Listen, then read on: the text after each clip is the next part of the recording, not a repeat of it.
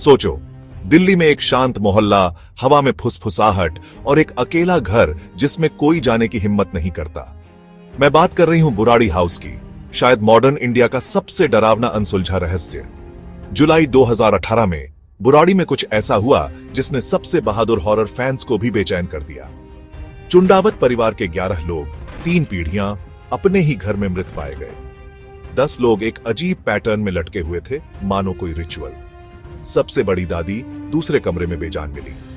सच्चाई कोई पक्के से नहीं कह सकता।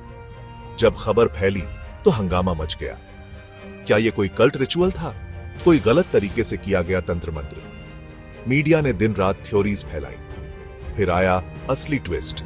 11 डायरीज, अजीबोगरीब निर्देशों और नियमों से भरी, सब परिवार ने खुद लिखी थी। क्या वो ये प्लान कर रहे थे या कोई और उनको कंट्रोल कर रहा था? दिल्ली पुलिस ने महीनों की जांच के बाद कहा कि कोई फाउल प्ले नहीं था। उनका जवाब, शेयर्ड साइकोसिस, मतलब जब एक इंसान का वहम पूरे ग्रुप में फैल जाता है। इस केस में कहा गया कि एक बेटे के बिलीफ्स ने पूरे परिवार को अपने काबू में कर लिया। लेकिन कई लोगों को यह बात हजम नहीं हुई। 2019 में एक नया परिवार घर में आ गया।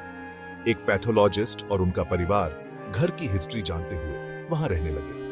कुछ पड़ोसियों को राहत मिली, उन्हें लगा शायद कर्स टूट गया। लेकिन बाकी, वो आज भी उस गली के दूसरी तरफ से गुजरते हैं। बुराड़ी की मौतें सिर्फ हॉरर से कहीं आगे की बात है। ये कहानी है परिवारों के राज, अंधविश्वास की पकड़ और मेंटल इलनेस के बोझ की। सालों बाद भी नेटफ्लिक्स डॉक्यूमेंट्रीज और देर रात की बातचीत इस रहस्य को जिंदा रखे हुए हैं। तो बुराड़ी हाउस में असल में क्या हुआ था? क्या यह डर और विश्वास से प्रेरित एक दर्दनाक हादसा था, या उन बंद दरवाजों के पीछे कुछ और काला साया मंडरा रहा है?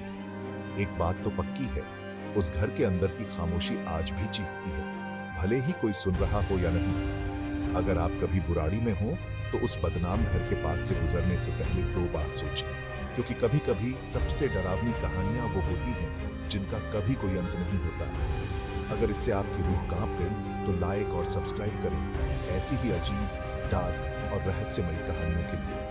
अगली बार तक सावधान रहें, कहीं साया आपका पीछा न करें।